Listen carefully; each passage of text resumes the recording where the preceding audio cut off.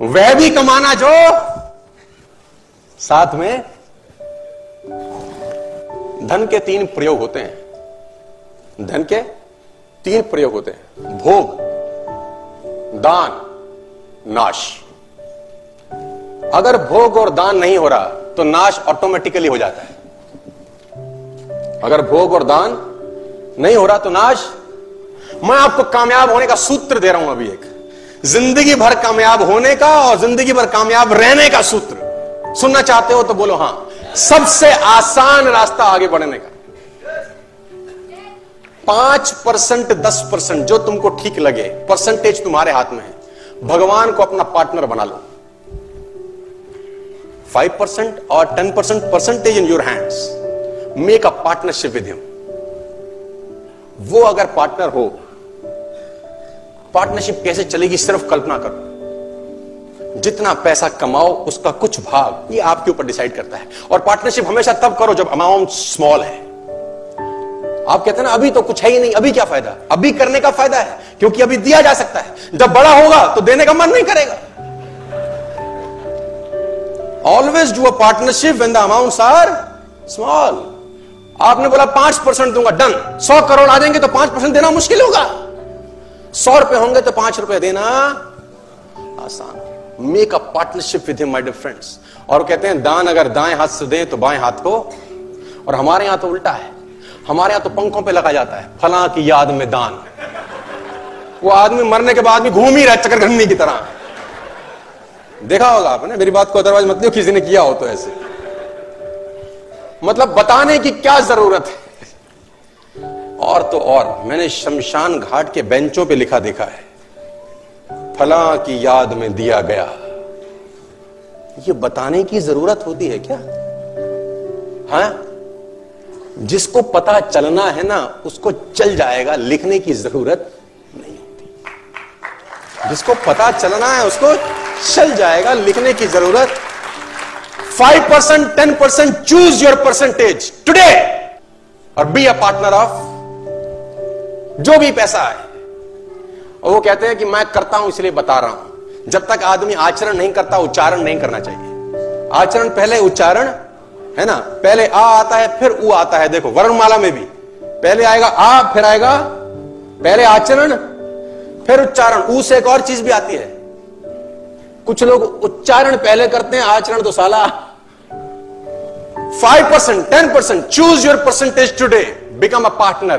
और दान दीजिए एक हाथ से कि दूसरे हाथ को भनक भी ना हो। मैं आपको बताना चाहूंगा लेकिन लोग इतने निपट कंजूस हैं।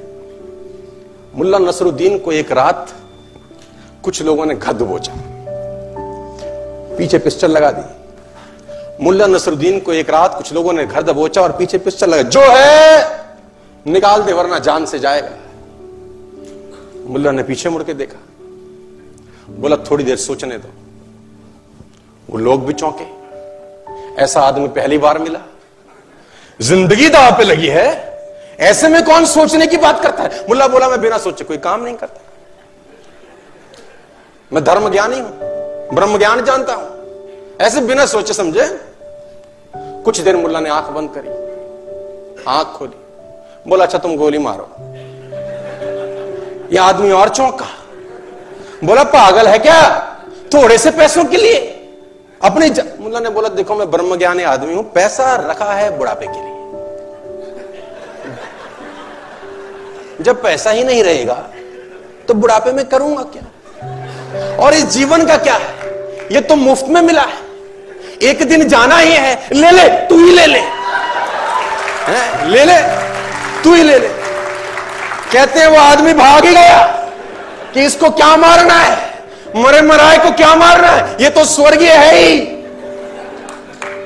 ऐसे ऐसे भी आपको कलाकार मिलेंगे। अच्छा मुझे बताओ, आप लोग करते भी होंगे, ऐसा नहीं कि नहीं करते होंगे, करते होंगे। देते ज्यादा हो कि मिला ज्यादा है?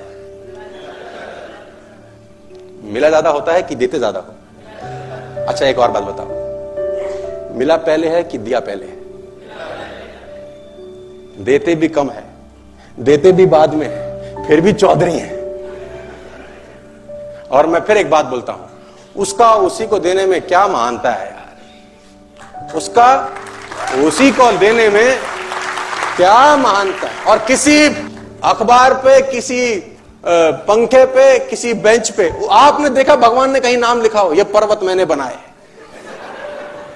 ये नदियां ये मैंने बनाई, कहीं देखा आपने? और अस्तित्व उससे भरा पड़ा है। और उसने कहीं, आप लिखते हैं फला की याद में पंखा दान दिया गया, अब वो फला तो चला गया और आदमी घूम ही रहा है साला ऊपर। तो वह भी कमाएं जो साथ में जाएगा। मैं उस दिन भी एक कहानी सुना रहा था, और वो कहानी है बड़े जबरदस्त एक आदमी की जो बहुत दानी था। उसका नाम था दानचंद। दानचंद तो मस्ती में रख दिया था नाम, निपट कंजूस था, ढेला ना दे किसी को। बीवी ने बोला दानचंद पूरी जिंदगी हो गई, अब जाने की बारी है, कुछ तो दान करो, कुछ तो साथ ले जाओ। उसने बोला दान नहीं होता, मेरा स्वभाव नहीं है, मैं क्या करूं? उसने बोला गंगा ही नहाओ, कुछ तो धुलेंगे। तो घर से 12 किलोमीटर दूर गंगा जी। उसने बोला चलो गंगा जी नहाने में कौन सा पैसा लगता है। पैदल पैदल गया 12 किलोमीटर, क्योंकि ऑटो करूंगा तो। गंगा जी पहुंचा। अब बोला वहां घाट पे जाऊंगा तो पंडा मिलेंगे, वो मांगेंगे। वो मैंने मुर्दा घाट गया कि वहां तो साला कोई झंझट नहीं, इतना कंजूस। अब कहते हैं कि भगवान को मस्ती सूझी। भगवान ने कहा ऐसा आदमी नहीं देखा। अब वो जैसे ही डुबकी मारने अंदर झुका, भगवान पंडा का रूप बना के सामने प्रकट हो गए। जैसे ही बाहर निकला, भगवान ने कहा जजमान की जय हो। उसने बोला तुम कौन हो? बोले हम पंडा हैं, बड़े संतोषी ब्राह्मण हैं। वैसे तो यहां कभी कभी आते हैं, तुम्हारे ऐसा भी कोई ना कोई कभी ना कभी आता है, साल साल भर का खाना दे जाता है। उसने बोला साल भर का? हम तो नहीं दे सकते। बोला महीने का दे दो। बोला हम तो एक दिन का भी नहीं दे सकते। तो भगवान ने बोला कुछ तो देना पड़ेगा, पंडा बन के आए थे। बोले कुछ तो। उसने बोला चलो एक धेला देते हैं तुमको। उस जमाने में चलता था धेला। भगवान ने बोला चल तू धेला ही दे। बोला वो भी अभी नहीं है, उधार ले लो। भगवान ने बोला चल उधार ही टेक तो। उसने बोला उधार है, फिर कभी देंगे। तो बोला ठीक है। गया वापस 12 किलोमीटर, थका हारा। 12 गया था, 12 आया, थका हाया आया, घर में आके सो गया। थोड़ी देर बाद घर का दरवाजा खटखटाया। जजमान की जय हो। बीवी ने दरवाजा खोला, देखा तो वही पंडा। बोला हाँ। बोला वो आपके पति देव ने कुछ उधार लिया है, वो लेने आए। पत्नी ने आदमी को जगाया, जागो, किसी पंडा को कुछ कहने को दे आए थे? बोले हाँ। बोला आ गई हैं बाहर। बोला जाके कह दो कि उनका तबीयत खराब है। अब कंजूसी देखो। अब वो जाके बोली उनकी तबीयत बहुत खराब है। अब पंडा ने बोला वो हमारे जजमान है, जब तक तबीयत ठीक नहीं होती हम यहीं रहेंगे। तुम खाने वाने का सामान बना दो हमको, हमें कोई तकलीफ नहीं। वो तो बैठ ही गया चौकड़ी मार के। अब बीवी फिर अंदर गई, बोली वो तो बैठ ही गए हैं। उसने बोला जाके कह दो कि मर गए। अभी आई रोती रोती, तो गुजर गए, अभी मर गए, उनका तो अंतकाल हो गया। इसने बोला जजमान गुजर गए? बोला हाँ। बोला तुम कहां गांव में जाके अकेली औरत खबर करोगी, हम खुद ही खबर कर देते हैं। बाहर गए और जब तक तो वो रोती तब तक तो बताए सबको कि दानचंद गुजर गया। धीरे धीरे धीरे भीड़ इकट्ठी होनी शुरू हो गई। धीरे धीरे धीरे भीड़ इकट्ठी होगी, दानचंद के घर में इकट्ठे हो गए। अब दानचंद को बांध लिया, ले जाने की बारी। अब वो बीवी रोवे, ये मरे नहीं है। लोगों ने बोला ये तुम्हारा मोह है, ऐसा तुम्हारा मोह है, सबको होता है। और वो कम वक्त भी बंद गया, सांस रोके बैठा है। अब उसको ले जाने लगे, राम नाम सत्य है, और वो भी चल पड़ा। इतना निपट कंजूस, चिता पे रख दिया।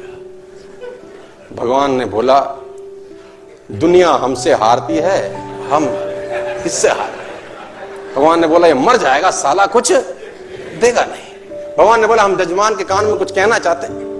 लोगों ने बोला कह दो महाराज, अब तो बस तैयारी है। भगवान ने उसके कान में बोला आया हूं बैकुंठ से, तुझ संग नाता जोड़। मैं बैकुंठ से आया हूं, तेरे संग नाता हमने जोड़ा है, हम भगवान है, आंखें खोल। इसको लगा अरे वाह वाह, तो खुद भगवान आ गए हैं। जैसी आंखें खोली, देखा सामने वही पंडा। फिर आंखें बंद कर ली। भगवान ने बोला भाई तू मांग ले, क्या मांगता है, तेरे से कुछ मांगने नहीं आए। इसने बोला हमको कुछ नहीं चाहिए, बस धेला छोड़ दो और जाओ। तो इतना कंजूस,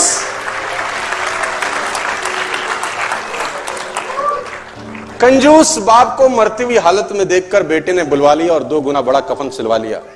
कंजूस बाप को मरती हुई हालत में देखकर बेटे ने बुलवा लिया और 2 गुना बड़ा कफन सिलवा लिया कि बाप ने जिंदगी बड़ा बड़ा दर्द सहा, ना ठीक से पहना ना ठीक से खाया, अब कम से कम मन भर के उड़ा तो सकूंगा कफन। कहते हैं कान में पड़ते ही बेटे की बात बापूजी ने खोली धीरे से आंख, बोले बेटे ठीक नहीं है तेरी मर्जी, क्यों करता है फिजूल खर्ची। इस कफन के आधे कपड़े से मेरी लाश ढकना, आधा संभाल के रखना, कपड़ा है रखा रहेगा, खराब नहीं जाएगा, तू जब मरेगा तेरे काम आएगा। इतनी कंजूसी। Make a habit, 5% my difference, 10%, choose your number, become a partner to the universe, nobody can stop you my difference. दुनिया में कोई ताकत आपको आगे बढ़ने से नहीं रोक सकती।